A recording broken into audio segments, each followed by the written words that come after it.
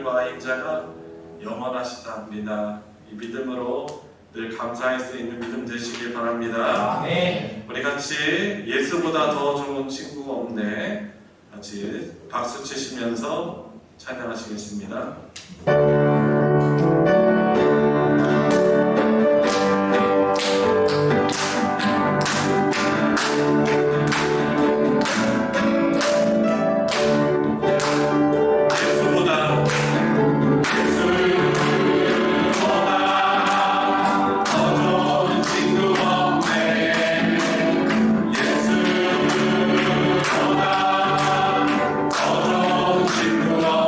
다시 한번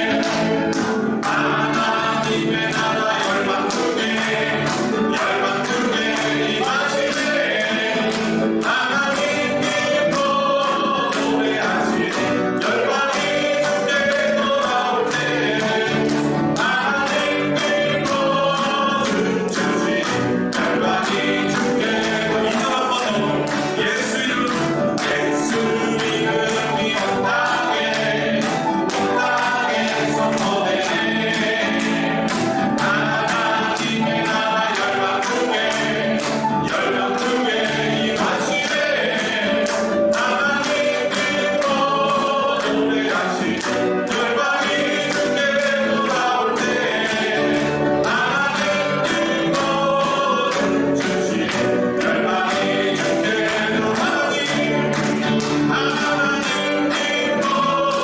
노래하시네 열방이 주께 돌아올 때 하나님 모든 주시네 열방이 주께 돌아올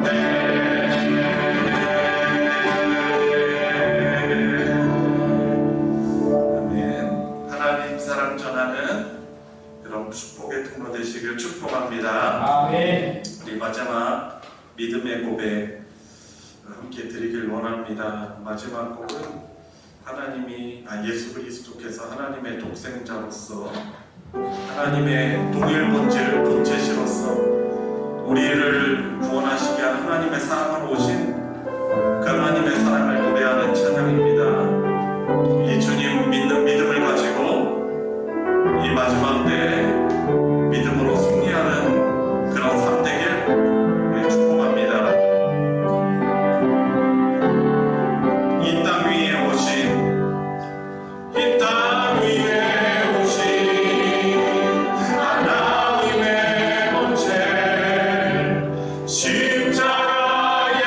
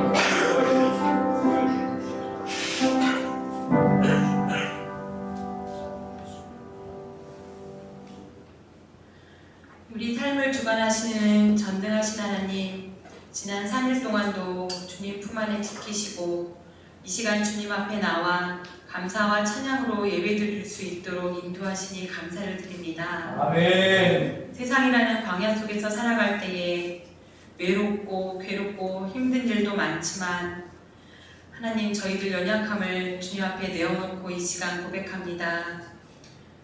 주님의 십자가를 바라보고 우리를 위해 애통해 하시며 기도하시는 예수님을 힘입어 순간순간 말씀으로 이기며 승리하길 원합니다. 아멘. 세상이 줄 수 없는 평안과 위로를 주님 안에서, 우리 소망교회 안에서 누릴 수 있도록 하여 주시옵소서. 아멘. 하나님 아버지, 올해는 주님이 세우신 소망교회가 40주년을 맞이하여 임직식 및 40주년 행사를 준비하고 있습니다.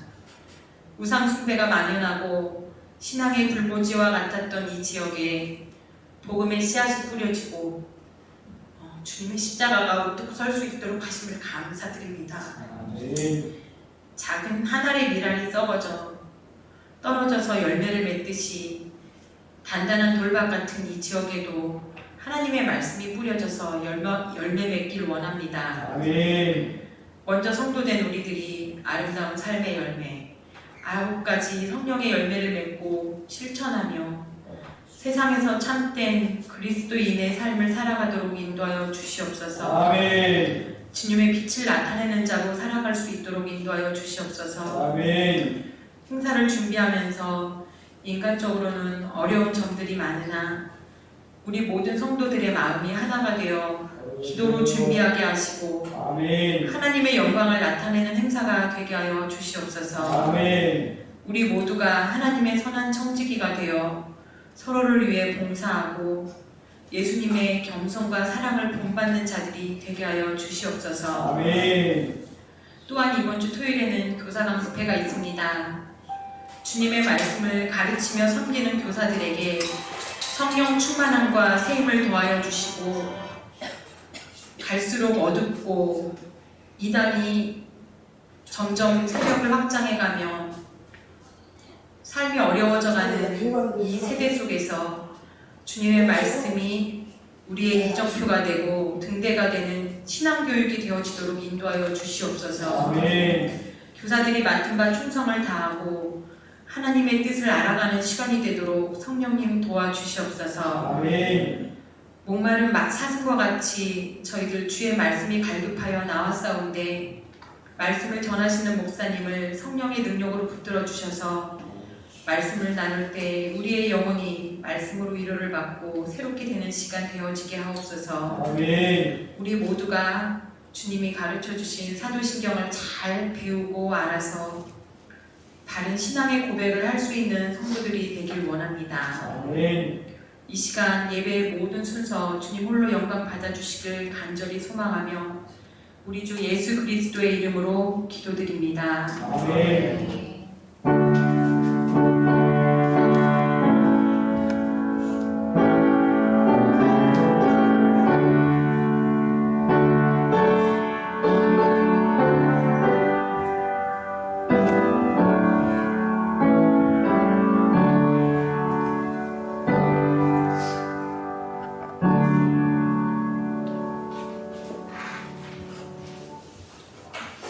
오늘 성경 공부는 사도행전 성경 공부 제5과 하나님의 그 외아들이라는 단원입니다.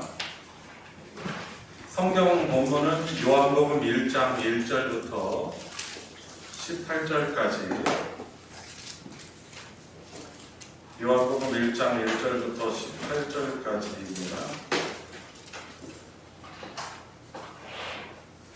한 목소리로 우리 합독하도록 하겠습니다. 시작. 태초에 말씀이 계시니라.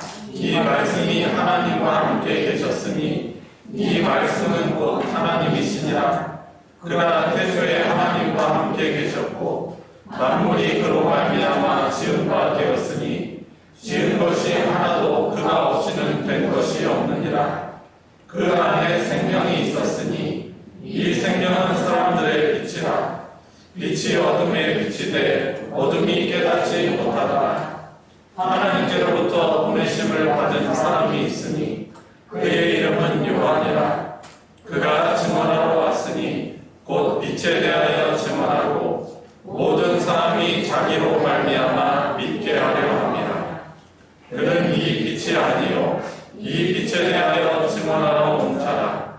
참빛 곧 세상에 와서 각 사람에게 비추는 빛이 있었나니 그가 세상에 계셨으며 세상은 그로 말미암아 지은 바 되었으되 세상이 그를 알지 못하였고 자기 땅이 오매 자기 백성이 영접하지 아니하였으나 영접하는 자 곧 그 이름을 믿는 자들에게는 하나님의 자녀가 되는 권세를 주셨으니 이는 혈통으로나 육적으로나 사람의 뜻으로 나지 아니하고 오직 하나님께로부터 난 자들이니라.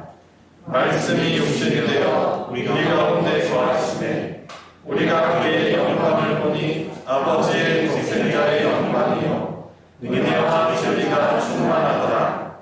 요한이 그에 대하여 증언하여 외쳐 이르되 내가 전에 말하기를 내 뒤에 오시는 이가 나보다 앞선 것은 나보다 먼저 계심이라 한 것이 이 사람을 가리킴이라 하니라. 우리가 다 그의 충만한 데서 받으니 은혜 위에 은혜로라.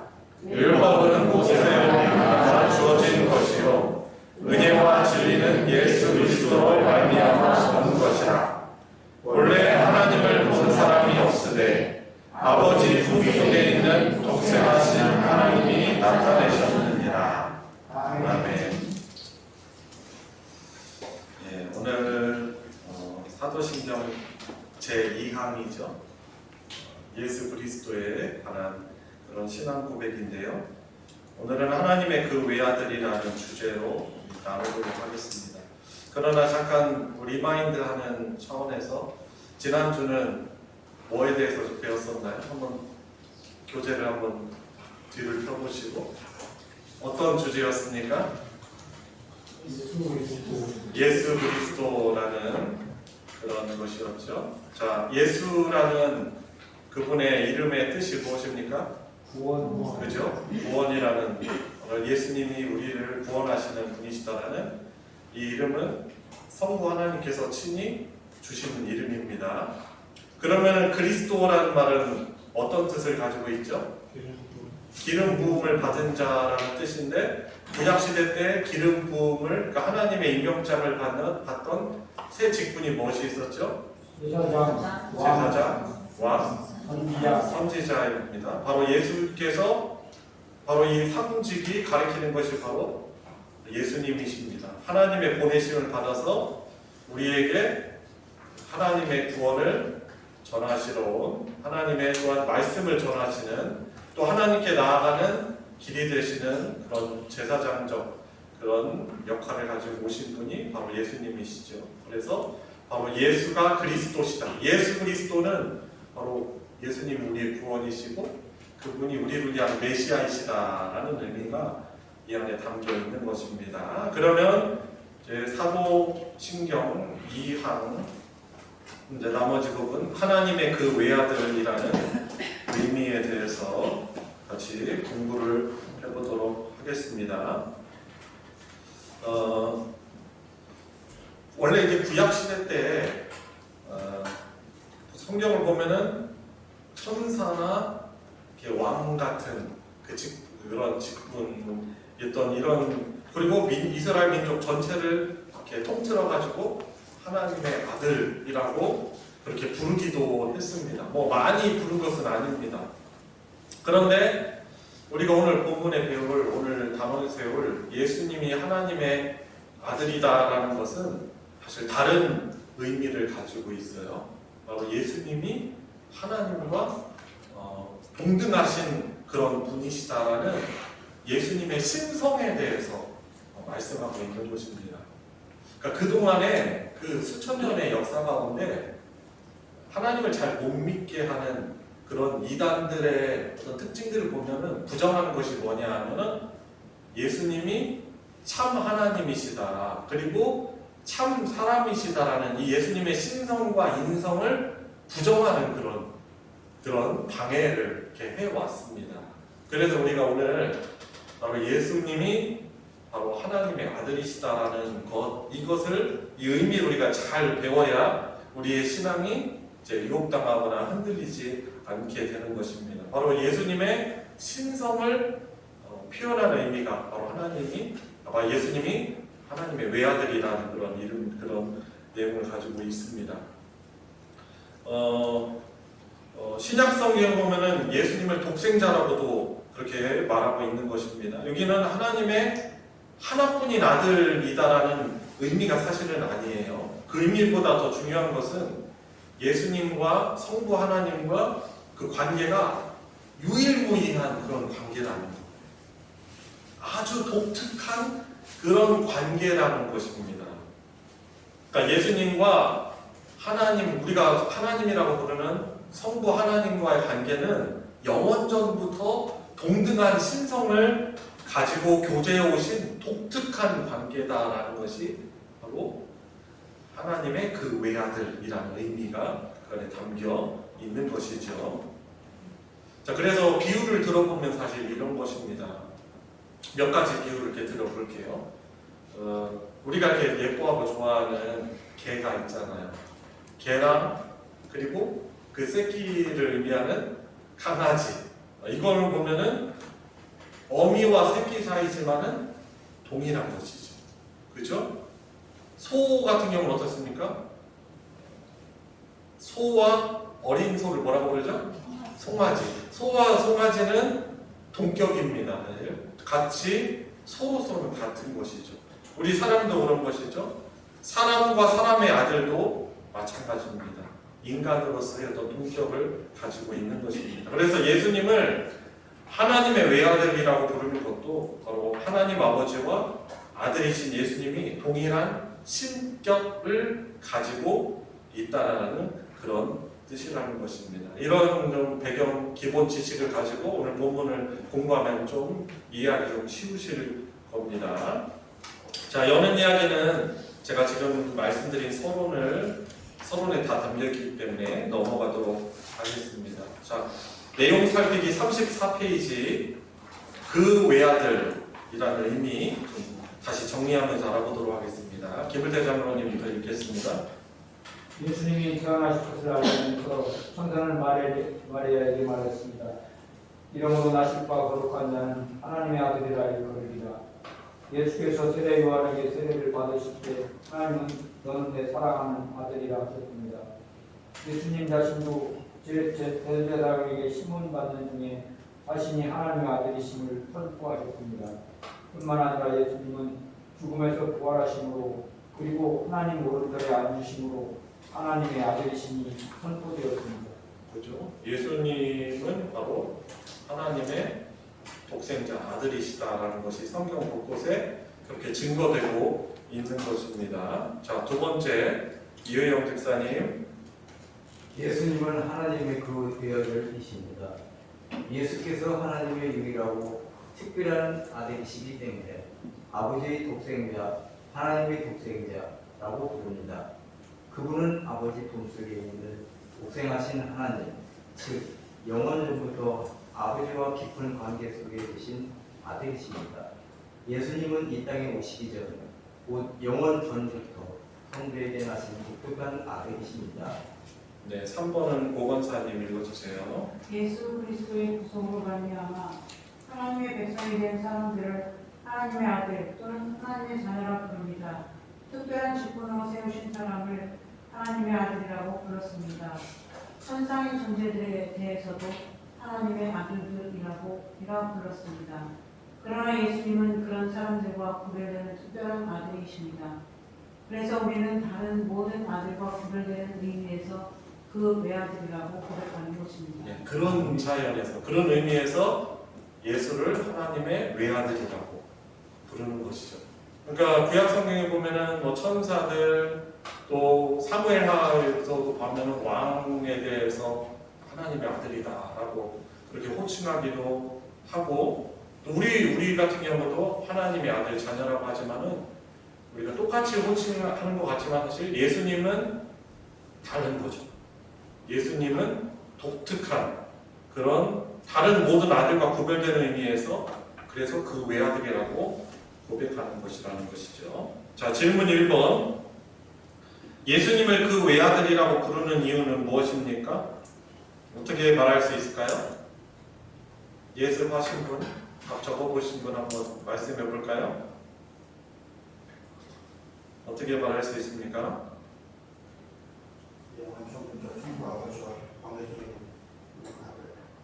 그죠. 영원 전부터. 그죠? 영원 전부터 성부에게서 사실 성부 하나님으로부터 나셨어요. 그리고 그래서 성부 하나님과 함께 계신 특별한 아들이시기 때문에 예수님을 그 외아들이라고 그러죠. 영원 전부터 성부 하나님과 함께 계신 특별하신 아들이기 때문에 그 외아들을 그 예수님을 그 외아들이라고 부른다는 것입니다. 다시 한번 정리해 볼까요? 영원 전부터 성부 하나님과 함께 계신 특별한 아들이시기 때문에 예수님을 그 외아들이라고 부른다는 것이죠. 그러니까 이걸 알면은 예수님의 신격을 부정할 수 없어요. 성경을 잘 알면은 예수님의 신성을 어느 누가 부정할 수 있을 거예요. 그죠? 그거야말로 신성 모독이라고 할 수 있는 것이죠. 여러분, 그래서 우리가 섬기는 하나님을 삼위일체 하나님으로 우리가 고백하잖아요. 성부, 성자, 성령 하나님은 서로 다른 위격이시지만은 신격에 있어서는 동일한 그런 동일 본질이라고 우리가 할 수 있는 것이죠. 그러니까 성부 하나님, 성자 예수 그리스도, 또 그 하나님과 성자의 영이신 성령 하나님은 세 분으로 계시는 거죠. 모든 모든 우상들에 대해서는 유일한 참 하나님이시기 때문에 한 분 하나님이라고 합니다. 그렇지만은 그 한 분으로 계신 그 하나님은 세 위격을 가신 세 분으로 계신 분이라고 할 수 있는 거예요. 뭐 이걸 더 자세하게 설명하기 어려워요. 그러면 잘못 설명할 수 있어요. 자, 그래서 유일하신 하나님이다라고 하는 것은 하도 이 세상에는 우상들이 많잖아요. 사실 그거 다 허상들이잖아요. 그렇기 때문에 유일하신 하나님이기 때문에 한 분 하나님이시라고 하는 걸 우리가 표현해요. 그러나 한 분 하나님은 어떻게 존재하신가? 세 위격으로 존재하시는 성부, 성자, 성령 하나님이시고, 오늘 배우고 있는 바로 예수님은 그분의 성부 하나님의 외아들이시다라는 것이죠. 자, 다음 소주제, 사람의 아들이 되신 하나님의 아들. 남영숙 권사님 1번 읽어주세요. 성부 하나님이 그 외아들을 주신 것은 자신을 주시는 것보다 더 큰 사랑이었습니다. 자녀의 고통은 곧 아버지의 고통입니다. 성부 하나님은 그토록 사랑하시는 외아들이 온갖 고난과 수치와 저주스러운 죽음을 당할 것을 아시면서도 세상에 보내셨습니다. 우리를 사랑하시기 때문입니다. 네, 자, 여기 주제는 그 참 신성을 가지신 그 하나님이 사람의 아들, 그러니까 인자가 되어 오셨다는 거죠. 그러니까 그분은 신성을 가지신 분이시며 동시에 인성을 가지신 분이에요. 그러니까 이단들 가운데 예수님의 인성을 부정하면서 그거는 그냥 홀령이야. 하나님이 홀령으로 그냥 나타난 거야. 그렇게 말하는 가현설이라고 합니다. 그걸 막 이렇게 부활하신 주님 그 인성을 부정하면 뭐 어떤 일이 발생하면 예수님의 십자가의 죽음과 부활을 부정하게 되는 거기 때문에 그래요. 그러니까 이 부분은 예수님이 인자로 오신 것을 좀 강조하고 설명하는 부분인데, 여러분 이렇게 외아들 아들 얼마나 귀해요. 그 박장로님 지난이 생각만 하면 막 눈물이 나실 거야. 막 최근에 입대해가지고 막 생각하면 우리 송 집사님 막 마음이 지금 아직 잘 이렇게 아프시고 막 이렇게 그러실 거야. 막 마음이 좀 그러시고. 여러분 얼마나 귀해요. 아들, 외아들 얼마나 귀합니까? 아니 세상에서 가장 귀한 존재를 표현할 때 외아들만큼 표현할 수 있는, 아들만큼 표현할 수 있는 존재가 어디 있을까요? 그렇지 않을까요? 그죠? 내 아들, 뭐 물론 딸도 있습니다. 내 자식이라면 우리 목숨을 막 2개, 3개로 내놔도 전혀 아깝지 않아. 그 정도로 우리 자녀들은 너무나 소중한 존재예요. 그 가운데 외아들 얼마나 소중합니까? 그러니까 저는 이렇게 성경을 통해서 우리 하나님이 사랑이시다라는 것을 가장 극명하게 드러낼 수 있는 것이 바로 이것이다라는 거죠. 이 독생자, 이 외아들, 이것만큼 가장 소중한 존재다라는 걸 드러내시는 것은 세상 어디에도 없어요. 자, 그래서 이 1번에 남고사님 읽으신 이 부분, 성부 하나님이 그 외아들을 주신 것은 자신을 주시는 것보다 더 큰 사랑이었다라는 것이죠. 자녀의 고통은 곧 아버지의 고통이고, 성부 하나님은 그토록 사랑하신 외아들을 온갖 고난과 수치와 저주스러운 죽음을 당할 것을 아시면서도 세상에 사람의 아들로 보낸 것입니다. 왜? 우리를 사랑하시기 때문에. 그리고 이것을 믿는 것을 하나님 우리를 너무 기뻐하시는 거예요. 네가 이것을 믿느냐? 네가 나를 신뢰해? 믿어? 그 하나님은 이 믿음을 너무나 기뻐하시는 거예요. 독생자를 통해 주어진 하나님의 사랑을, 독생자를 믿는 걸 곧 하나님 믿는 것을 인식하시고 그것을 기뻐하시는 거예요.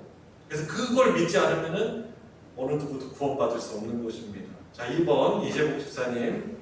하나님의 그 외아들이 사람으로 인간 역사 속에 들어오신 것은 많은 사람들을 하나님의 아들 되게 하시려는 것이었습니다.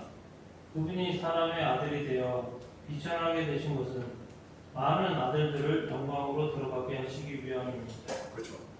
예수님이 이 땅에 인자로 오신 것은 잃어버린 하나님의 자녀들을 다시 회복시키시기 위해서, 우리를 하나님의 아들들로 딸로 부르시기 위한 것이다라는 것입니다. 그러니까 예수님이 우리 인간의 역사 가운데 들어오신 분, 그분은 어떤 시간의 제한이 없으신 분이잖아요. 그분은 영원 그 자체예요. 그것을 다 표현하기 못하기 때문에 성경에서는 알파요 오메가 되셨다라고 말하는 거예요. 처음과 나중되는 되신 분이라고 하는 거죠. 그래서 이분은 시간마저도 통제하시는 절대자이시죠. 근데 그분이 이 인간의 역사 가운데 어떻게 보면 제한된 이 시간 안에 들어오신 이유는 많은 사람들을 하나님의 아들 삼으시려고 오시는 것이라고 하는 것입니다. 3번 이순옥 집사님.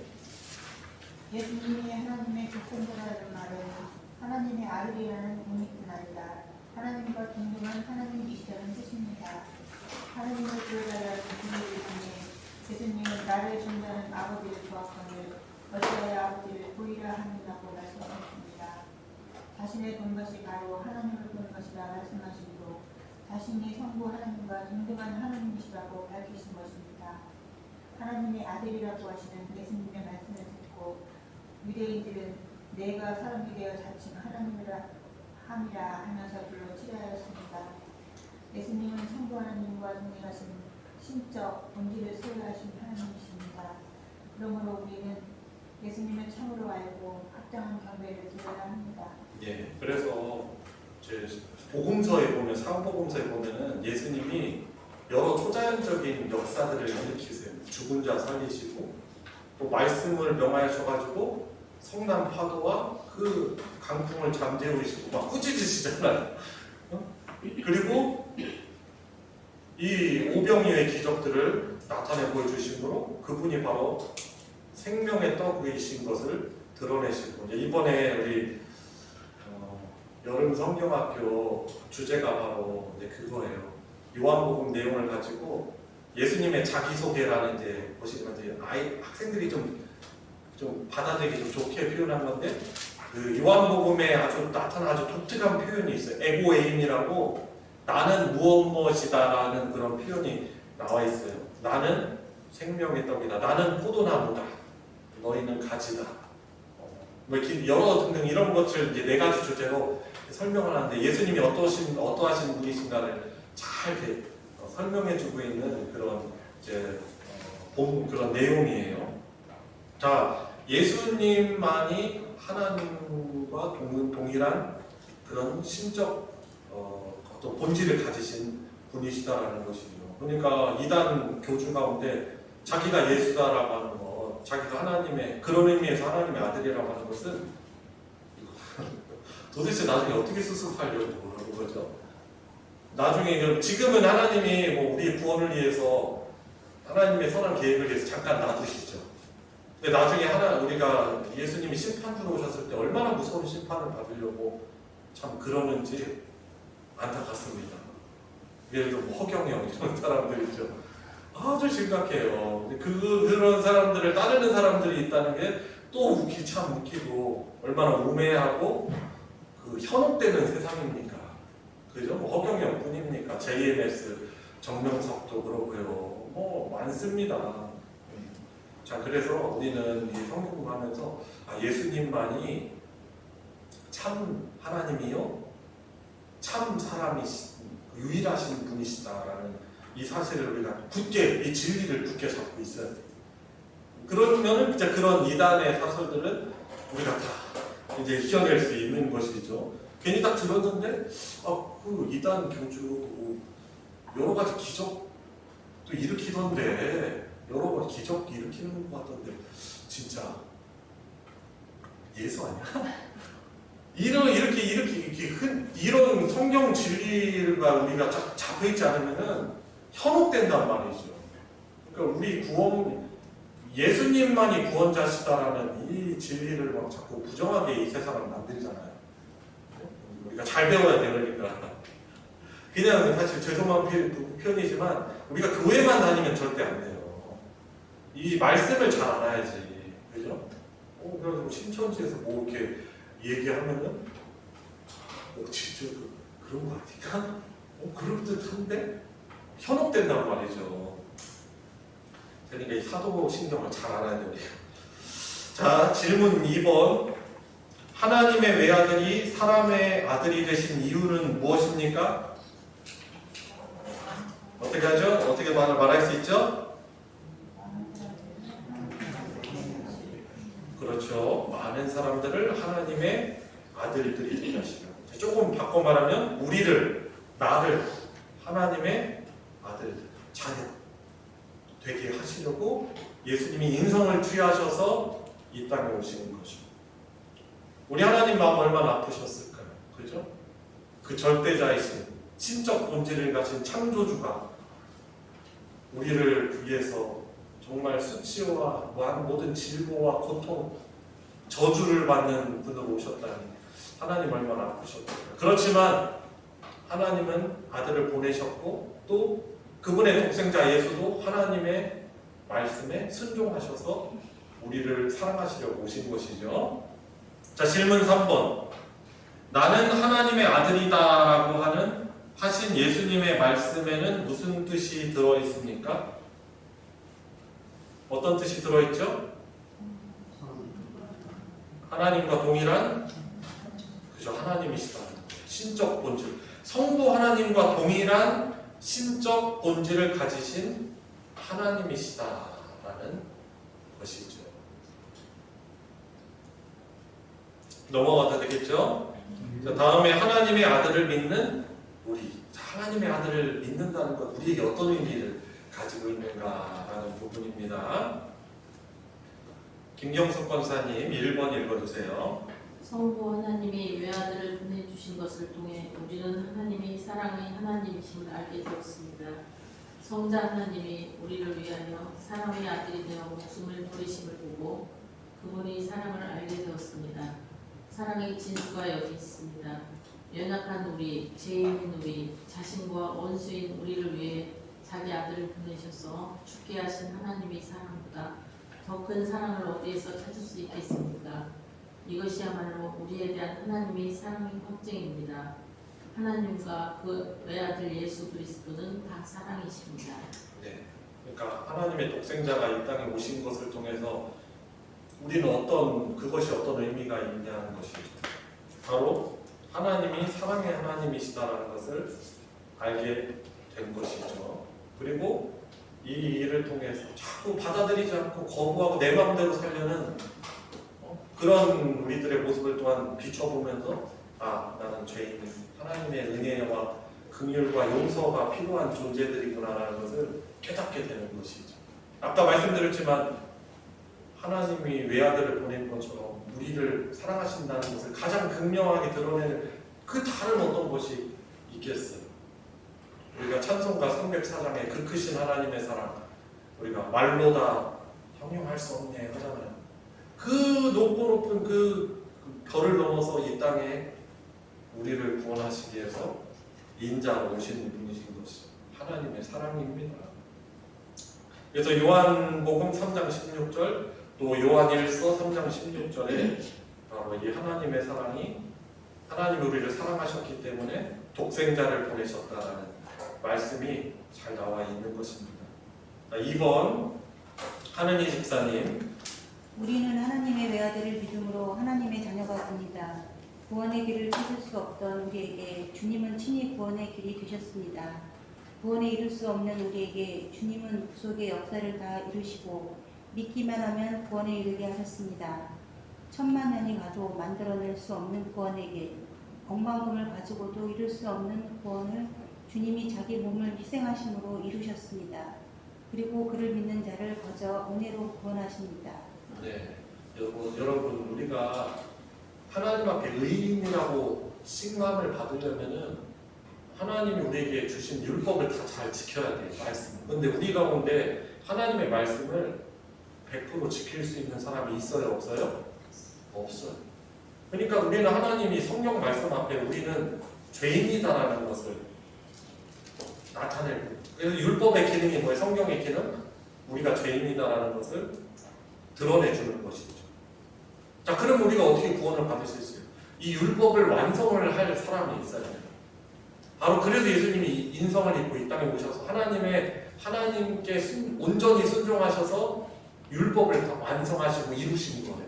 그리고 우리는 우리에게 하나님의 은혜와 사랑으로 오신 그 예수님을 구원자로 받아들이는 거예요. 그분이 우리를 위해 오신 하나님의 아들이시다라는 것을 우리가 믿음으로 고백할 때 우리의 죄가 그분께 전가가 되는 거죠. 그리고 그분에게 있는 그 의가 우리에게 전가가 되는 거죠. 그러니까 예수님의 십자가 사건을 믿지 않으면, 고백하지 않으면 절대로 구원받을 수 있는 길은 어디도 없는 거예요. 근데 지금 이 시대가 어때요? 돈이 우리를 구원할 것 같고, 다른 종교가 우리를 구원한다고, 구원의 길은 여러 길이 있다고 말하지만 이 절대자이신 하나님이 우리를 구원하시게 주신 이 하나님의 독생자를 믿지 않고 다른 것을 통해서도 구원받을 수 있다는 얼마나 우매한 일입니까? 어떻게 보면 이 믿음도 그래서 하나님의 선물인 거예요. 저 여러분들이 지혜롭고 선택을 잘해서 그러는 것이 아니고 우리를 구원하시기 위해서 베드로에게 말씀하신 것처럼 이 신앙 고백은 하나님 아버지께서 너에게 알게 하신 것이다. 우리에게 이 믿음 주셨기 때문에 우리가 하나님의 외아들이라고 예수님을 고백할 수 있는 것이죠. 그래서 이 믿음이 우리를 하나님의 자녀가 되게 하는 거예요. 믿으시죠? 자, 3번 조아영 목사님. 하나님의 자녀들이 어떻게 살아야 하는지 보여주십니다. 하나님의 아들이 사람의 아들이 되어 살아가신 모습은 우리의 뚜렷한 본보기입니다. 예수님보다 아름답게 살아간 분이 어디 있습니까? 예수님은 우리의 구원자요 경배의 대상일 뿐 아니라 우리의 모범이십니다. 마음대로 살려고 할 때마다 주님을 생각하고 마음을 닫았습니다. 고난 앞에 쓰러지려 할 때에도 앞에 있는 즐거움을 위하여 부끄러움을 개의치 않으시고 십자가를 참으신 주님을 생각하며 일어섭니다. 교만하게 다투려다가도 겸손한 마음을 품고 사셨던 주님의 마음을 품게 됩니다. 무정하게 사람을 대하려고 하다가 주님의 온유한 성품이 생각나 참습니다. 네, 그렇죠. 예수님이 하나님의 아들로서 이 땅에 오신 그 모습, 그것을 믿는 우리들에게 신앙적 유익이 큽니다. 왜냐하면 그분의 삶이 우리의 신앙의 모범이 되시기 때문인 것입니다. 그러니까 하나님의 아들이 사람의 아들이 되어 살아가신 그 모습은 우리의 뚜렷한 신앙의 뚜렷한 본보기가 되는 것입니다. 예수님처럼 예수님보다 더 아름다운 삶을 사신 사람이 누가 있습니까? 예수님은 우리의 구원자이시면서 동시에 경배의 대상일 뿐만 아니라 우리의 모범이라는 것입니다. 그죠? 그래서 우리가 믿음 생활하면서 여러 어려운 일들이 있잖아요. 인내가 제일 어려워요. 참는 게 제일 어려운 거예요. 근데 우리를 구원하시기 위해서, 사랑하시기 위해서 인내하신 그 모습을 떠올리며 보면, 말씀 읽으면서 위로를 받고 우리도 인내하는 거예요. 오래, 사랑은 오래 참습니다 라고 고린전서 13장 말하고 있잖아요. 그렇죠? 예수님의 모습이 바로 그거잖아요. 우리를 사랑하시기 때문에 오래 참으신 것이죠. 우리 부끄러움을 당하면서도 우리를 구원하시기 위해서 부끄러움을 개의치 않는 그 모습을 보면서 우리도 참 오해받고 어떻게 보면 막 속이 뒤집히고 머리 뚜껑이 열릴 만한 그런 상황 속에서 어떻게 합니까? 우리도 부끄러움을 참고 자존심 상하는 걸 참고 주님을 생각하면서 일어나는 것이죠. 교회 안에서 또 일하다 보면은 우리가 너무 각자가 똑똑하면은 다툴 일이 있어요. 그때 어떻게 합니까? 겸손한 마음을 품고 사셨던 주님 생각하면서 우리 주님의 마음을 품고 겸손하고 나 자신을 부정하며 낮추게 되는 거죠.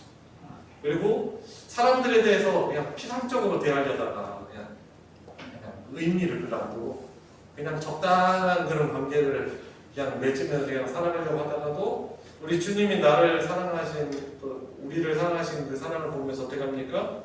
그냥 무정하게 사람을 대하는 게 아니고 주님의 온유한 성품과 그 관심으로, 그죠?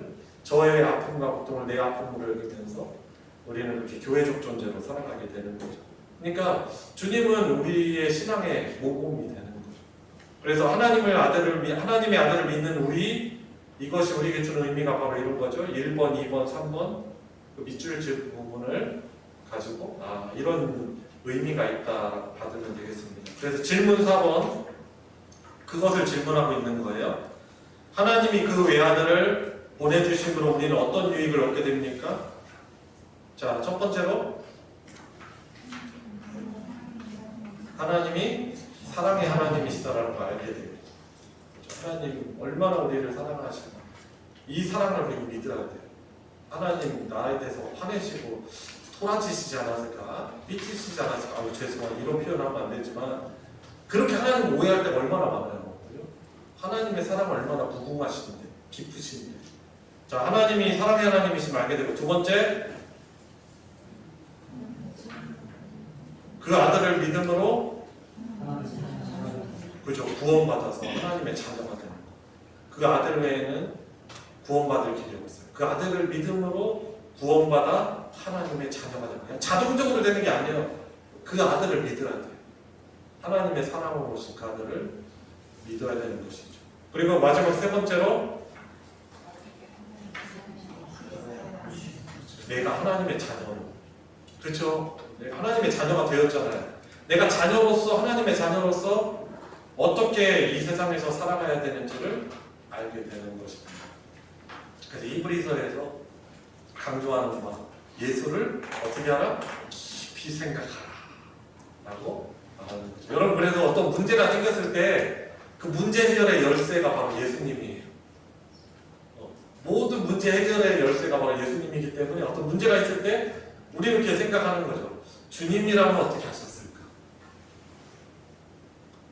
예수님처럼이라는 그 책도 있어요. Just Like Jesus라는 맥스 루케이도 목사님 같은 그 책이 있는데, 예수님처럼, 우리가 하나님의 아들로서 예수님처럼 생각해야 되는 거죠. 예수님처럼 행동하고, 그렇죠?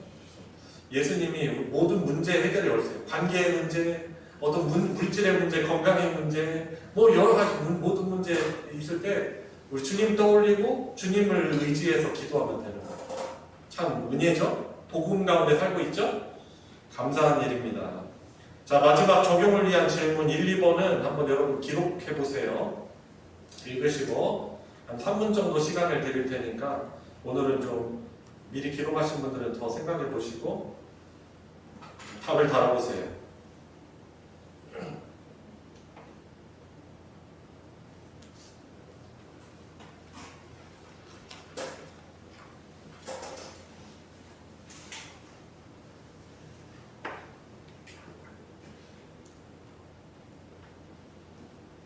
교재에 나와 있는 것을 보고서 답을 다르셔도 돼요. 그죠? 그 안에 나와 있는 거겠죠. 그 외에도 그 외의 내용도 답을 다르셔도 괜찮습니다.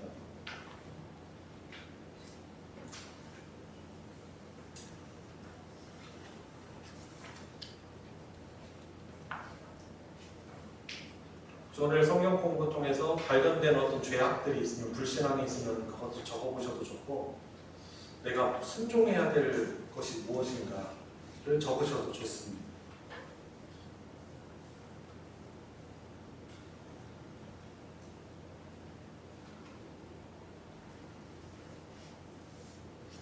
(2분) 더 드립니다.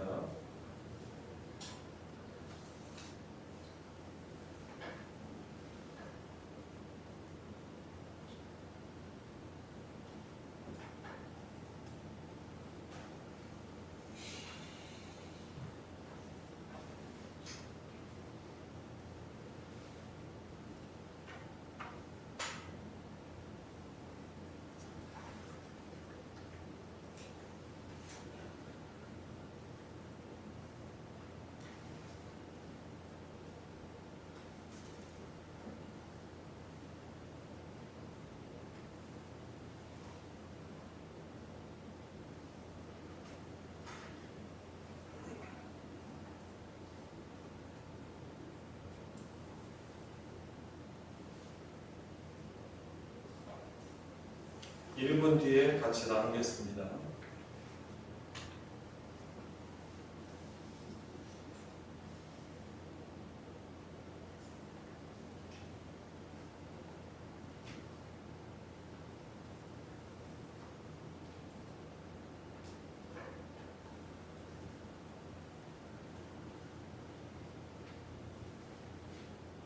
예수님의 신성과 또 임성에 대해서 또 다루는 부분이기도 했죠.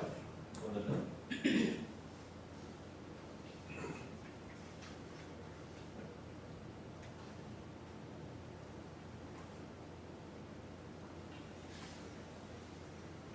아직 정리하지 못하신 분들은 계속 정리해 보시고, 혹시 답을 다르신 분들 가운데 자 1번을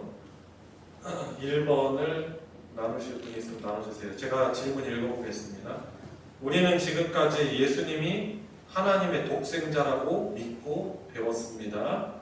오늘 말씀을 통해 새롭게 깨달은 것이 있으면 나눠 봅시다.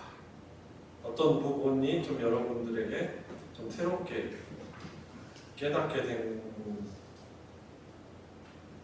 그리고 또 희미했던 믿음이 있다면 무엇에 있어서 좀 뚜렷하게 좀 정리할 수 있었습니다. 말씀해 주세요.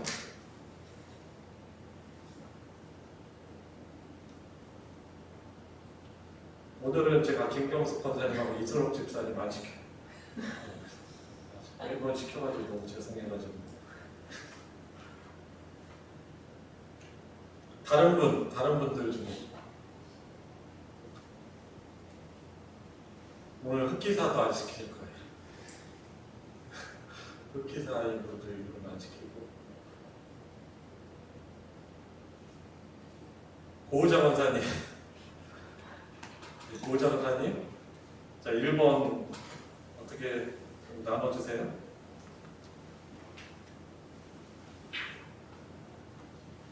예수님 우리의 구원자이시고 또 경배의 대상의 하나님과 모범이시라고 하는 네.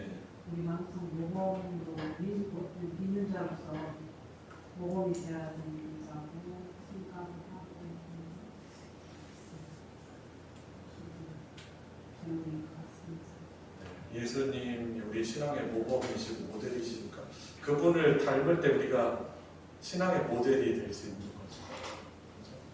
우리를 베드로전서 2장 9절에서 왕같은 제사장이다라고 말해요. 사실 세상을 향해서, 그러니까 죄악된 세상이 하나님께로 나올 수 있도록 하는 역할들을 우리 그리스도인들이 감당해야 되는데, 그러기 위해서는 어떤 모습으로 살아가야 되지? 신앙의 모범이 돼야 될 거 아니에요, 그죠?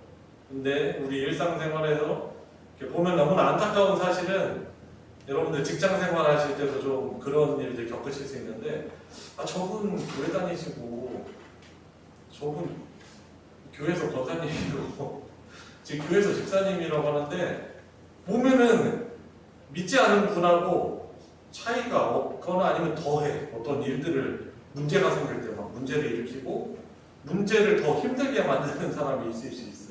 다 그런 건 아니에요.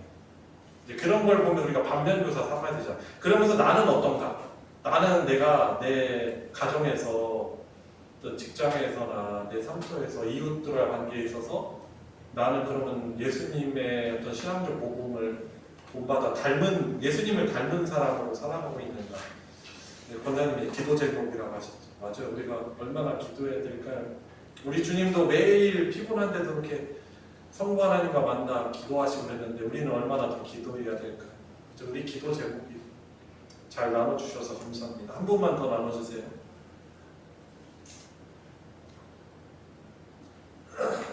이재복 집사님, 옆에 있는 남현숙 권사님. 아니 남현숙 권사님이 저는 이렇게 목소리 일단 너무 좋으셔요. 그죠? 맞아요. 나레이션하고 쩌렁쩌렁 이렇게 울리면서 부드러운데 쩌렁쩌렁 울려요. 네. 그것 때문에 시키는 건 아닌데. 네. 한번 나눠주시겠어요? 오늘 이 성경 공부 통해서 예수님은 하나님과 동등한 하나님이심을 다시 한번 깨닫는 그 성부, 성자, 성령 이렇게 삼위일체라고 하지만 각각으로 생각하는 경우들이 많은데 또 하나님과 예수님의 사이에 대해서 또 생각하는 경우가 많은데 저 같은 경우 오늘 예수님은 하나님과 동등한 하나님이시다. 여기가 굉장히 많이 와닿는 그런 시간이었고요. 그러니까 구원받은 자녀가 먼저 되었기 때문에 내가 어떻게 살아야 하는지 예수님의 삶을 다시 한번 생각해보고 공복이 삼아서 살아야겠다 그런 생각을 했습니다. 네. 그러니까 예수님의 우리가 인성은 인정해. 그분이 4대 성인으로 인정을 할 수도 있어요. 그죠? 훌륭한 분이었다는 걸 인정하는데 신성은 인정을 안 했던 사람들이 너무 많은 거지. 그러니까 그 당시 유대인들도 대제사장의 무리도 예수님이 능력을 일으키고 뭐 범접할 수 없는 분이다라는 걸 어느 정도 인정을 하면서도 경계하고 근데 예수님을 자신들의 메시아로 안 받아들여요. 그리고 오히려 예수님이 나는 하나님의 아들이다라고 해서 오히려 신성모독했다고 해서 그것을 이제 빌미로 해서 예수님을 십자가에 매달아 버리는 거죠. 그죠? 예수님은 완전한 참 사람이시지만 그분은 하나님과 동등한 그 신격을 가지신 본질이신 바로 참 신이시다라는 것이죠. 그죠? 이런 부분들 나눠주셔서 감사합니다. 자, 2번. 예수님이 하나님의 외아들이라는 것은 우리에게 어떤 유익을 줍니까? 어떤 질문 3? 예? 아, 책에 없어요? 아, 그래요? 유사품인가? 달라요? 네. 아, 2번을 제가 그래서 너무 3분을 너무 오해드렸구나. 알았어요. 그러면은 2번은요 질문 4번의 내용과 사실 질문이 똑같아요. 자, 1번 그래서 1번에 대해서 한 분만 더 나눠주세요. 1번 그런 질문에 대해서 어떤 분이 나눠주시겠습니까? 최혜영 성도님 한번 나눠주세요. 오늘은 로디아 로디아 여전도에 저는 마지막 37조 3번에서 최근에 했던 고민들에 좀 힘을 좀 얻었는데요. 최근에 특히 요 며칠 동안 나는 왜 이렇게 좀 삶에서 예수님 성품 닮은 그런 모습을 보이지 못하나, 직장에서도 아까 말씀하셨듯이 누가 좀 알까 약간 걱정도 되고 내 교회 다니는 거를 그런 면이 있고 자신 있게 막 말하지 못하고 하는 그런 제 모습을 보면서 자랑해야 될 예수님을 좀 내가 속으로 부러워하나? 왜 이렇게 자신이 없지? 막 이런 생각이 들고 해서 좀 고민을 많이 하고 있었거든요, 최근에. 근데 여기를 보고 마음대로 살려고 할 때마다 주님을 생각하고 마음을 다잡습니다. 이거 보고 이렇게는 하거든요. 그리고 교만하게 다투려다가도 겸손한 마음을 품고 사셨던 주님처럼 좀 참으려고 하고, 그다음에 무정하게 사람들 대하려고 하다가 주님의 온유한 성품, 특히 본받고 싶어서 생각나서 좀 참고 이런 모습들은 있구나, 내가 그래도. 그래서 이렇게 조금씩 해 나가면 그래도 예수님의 기쁨이 되지 않을까 하는 생각이 들어서 조금씩 이렇게 계속 노력해 나가면 그 노력하는 모습도 기뻐해 주시겠다, 이런 좀 위로함과 자신감 직장에서 조금 더 잘 드러내고 영광을 드러내는 그런 직장 생활을 해야겠다, 이런 생각을 했습니다. 감사합니다. 우리 전에 복음의 기초 성경 공부했을 때 그 9번째 단원이 뭐냐면 그 제목 주제가 뭐냐면 비용 계산이에요. 비용 계산. 그러니까 우리가 예수님을 따를 때 우리가 치러야 되는 어떤 비용들을 계산하지 않으면은 우리가 예수님을 따를 수 없다는 거예요. 그래서 예수님이 두 가지 예를 들으셔요. 어떤 예를 드냐면, 너희들이 어떤 건축물 망대를 지을 때도 그 짓기 위해서 비용이 어떻게 어느 정도 재정이 지출될지 미리 계산하지 않느냐. 그리고 또 다른 예, 어떤 임금이 다른 나라와 싸우러 가는데 내가 가지고 있는 1만 명의 군사를 가지고 내가 저 적들을 이기기 위해서 어떻게 필요하냐 미리 계산하지 않느냐. 만약에 그 적을 이길 수 없는 것 같으면은 화친을 맺어야 한다고 이런 이야기를 하세요.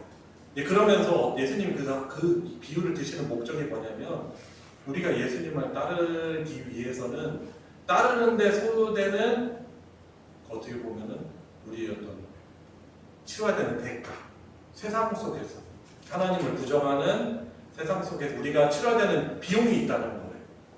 대가를 지불해야 된다는 거예요. 이 대가 지불할 마음이 없은 우리는 어떻게 보면은 예수님을 내가 믿고 따른다라는 것을 사실 세상 속에서 표현하기가 어려워요. 그죠? 내가 예수님 믿는다고 할 때 우리가 그 불편함 얼마나 많아요. 내가 하고 싶은 말 다 나도 마땅히 할 말 있거든요. 그죠? 우리도 다 이렇게 하나님 입 주셨잖아요. 그죠? 또 내가 생각하는 효율적인 방법도 있어요. 그걸 다 얘기를 하는데, 근데 우리가 근데 얘기를 하지 말라는 건 아닌데, 내가 이것을 했을 때 예수님의 어떤 이름이 영광이 가려지고, 혹시 실수할까 우리가 조심스럽게 또 겸손하게 해야 되는 부분들, 대가를 비용을 지불해야 될 일들이 사실 많이 있는 거예요. 근데 우리가 이게 쉬운 건 아닌데, 정말 쉬운 건 아닌데, 이것이 우리가 주님을 사랑한다는 것이 드러나는 일이 되기도 하고, 그죠? 또 하나님의 위로가 있어요. 우리가 그러면 비용을 지불하고 대가만 희생만 치르라고 하시냐? 아니에요. 우리 주님이 가신 그 길이 바로 우리를 위해서 당신의 목숨을 지불한 삶이시잖아요. 거기에 하나님의 위로가 있어요. 성부 하나님의 위로와 또 하나님의 그 나라를 더욱더 누리게 되는 놀라운 은혜가 있는 거죠. 그러니까 무조건 대가만 치르고 비용만 지불하는 것은 끝나는 게 아니고, 거기에는 성부 하나님의 놀라운 위로와 성령님의 인도와 또 위로와 또 우리 최영 성님 말씀하신 것처럼 격려하시고 용기도 주시고, 그죠? 또 지혜도 주시고, 예수님 믿는다고 내가 드러낼 때 우리를 꼬리가 되게 하지 않으세요. 머리가 되게 하시는 거예요. 그죠? 이런 믿음을 가지고 우리가 담대하게, 나는 예수님의 제자다, 나는 예수님 믿는 그리스도인입니다 라고 우리가, 세상에서는 우리를 막 교회와 우리 그리스도인을 막 하대하고 막 욕하지만은 그런 것에 우리가 주눅들지 말고, 우리가 더 하나님 앞에서 코람데오의 믿음을 더 하나님을 크게 봐야 되잖아. 그 사람 사실 별거 아니야. 하나님 앞에서 하나님이 나를 다 보시고 계시잖아. 그죠? 그러니까 하나님이 또 나를 영광을 높여주실 거예요. 더 하나님 영광 드러나게 하실 거예요. 이런 믿음으로, 이런 믿음을 드러내며 살아가야 될 것입니다. 우리 같이 우리 오늘 마무리하면서 같이 기도합시다. 오늘 여러분들 깨닫고 배운 바 하나님 제가 이 믿음으로 살아가게 해주십시오. 저는 세상에서 예수님의 신성과 인성을 부정하며 예수님을 믿는다고 하지만은 사실은 이렇게 참 하나님이요 참 인자로신 사람으로 인정하지 않고 결국에 예수님의 십자가의 사건을 부정하는 하나님의 사랑을 인정치 않는 세상 가운데 살아가지만 주님 이 사랑 하나님의 가장 극명하게 드러난 이 예수님의 사랑에 늘 감화감동하여서 이것 때문에 예배하게 해주시고 이것 때문에 순종하게 해주시고 주님을 닮아가는 그런 제가 되게 하여 주십시오. 오늘 배운 바를 가지고 같이 기도하도록 하겠습니다. 주님 말로만 주님이 아니고 정말 예수님을 나의 믿음을 나의 사랑으로 알고 이 하나님의 사랑에 감화감동하여서 억지가 아닌 자발적인 마음으로 사모하는 마음으로 하나님의 말씀을 순종하며 살아갈 수 있는 시간을 수 있도록 인도하여 주시고 예수님을 더욱더 깊이 알게 하여 주시옵소서. 예수를 더욱더 깊이 생각하게 하여 주시옵소서. 예수님이 저의 삶의 중심이 되게 해주시고 저의 신앙의 모델이 되게 해주시고 어려운 문제가 생겼을 때 우리 주님이라면 어떻게 하셨을까 생각하며 주님을 닮은 하나님의 자녀로 살아가게 하여 주시기를 주님 간절히 예배 부어 주시옵소서. 우리 그렇게 기도할 때 우리 교회 공동체를 위해서 기도합시다. 우리 교회 공동체 신앙의 중심이 예수님이 되어 주십시오. 예수님 없는 그리스도가 없는 기독교가 되지 않게 해주시고 예수님의 고백되지 않고 생각되지 않는 그런 안타까운 교회가 되지 않게 해주시고 우리 모든 성도들이 예수님을 더욱더 존귀한 후배로 여기고 예수님을 함께 닮아가는 예수님의 말씀에 순종하는 교회 공동체가 되게 달라고 우리 짧게 한 번 더 기도하도록 하겠습니다. 기도하시겠습니다. 주님 우리 섬기는 우리 소망교회 공동체가 정말 주님의 십자가가 중심이 되게 하여 주시옵소서. 주님 형상으로만 탑으로만 세워진 십자가가 아니라 예수님의 그 십자가의 사건이 나의 중심에 우리의 소망교회 공동체의 중심이 되게 하여 주셔서 예수님의 십자가의 사랑이 예수님의 십자가의 용서가 주님 예수님의 진리의 말씀이 고백되어지고 따르는 저희 교회 공동체가 되게 해주시옵시고 이것 때문에 예배하게 해주시고 이것 때문에 순종하게 해주시고 이것 때문에 사랑하게 하여 주시고 우리 교회 공동체 되게 하여 주시옵소서. 우리 계속해서 기도할 때 예정되어 있는 행사들을 위해서 기도합시다. 내일 모레 여름 성경학교 교사공습회 노예 주관으로 우리 교회에서 치러집니다. 하나님 은혜 가운데 우리 소망교회가 노예 행사를 잘 노예 지교회들을 사랑하는 마음으로 또 겸손한 마음으로 잘 섬길 수 있는 기회가 되어서 오신 우리 참여하는 다른 교회에서 온 우리 여러 지체들이 또 많은 위로를 받고 또 성경학교를 통해서 큰 은혜 받아서 여름 사역을 잘 준비할 수 있도록 우리가 잘 섬길 수 있게 해주시옵시고 우리 교회도 여름 성경학교와 중고등부 청년부 여름 수련회를 잘 준비하여 은혜 받는 우리 다음 세대 학생들이 이 여름 사역을 통하여서 예수님을 새롭게 인격적으로 만나고 거듭나고 인생의 비전을 발견하고 믿음이 성장하는 그런 여름 사역 되게 해달라고 연관해서 기도해 주시기를 바랍니다. 그리고 돌아오는 주일에 전도회 원료회가 있습니다. 우리 주님이 중심 되셔서 그 사랑으로 교제하고 또 은혜 받는 또 힘을 얻는 좋은 교제가 될 수 있도록 주님 은혜 베풀어 주시옵소서. 40주년 설립 40주년 기념 행사도 잘 준비되어지고 주님의 이름만이 드러나고 은혜를 고백하고 우리 소망교회가 앞으로 더욱더 하나님이 기뻐하시는 모습으로 부흥 발전할 수 있는 그런 전환점이 되게 해달라고 우리 한 번 더 마지막으로 우리 기도하도록 하겠습니다. 하나님 아버지 여러분 성경학교 교사가 교수에 열립니다. 하나님 우리 교회가 잘 섬길 수 있게 해주시옵시고 주님 위로가 되게 해주시고 격려가 되게 해주시고 주님 모든 진행하는 프로그램들이 주님 잘 진행되어서 은혜 받는 시간 되어서 우리 교회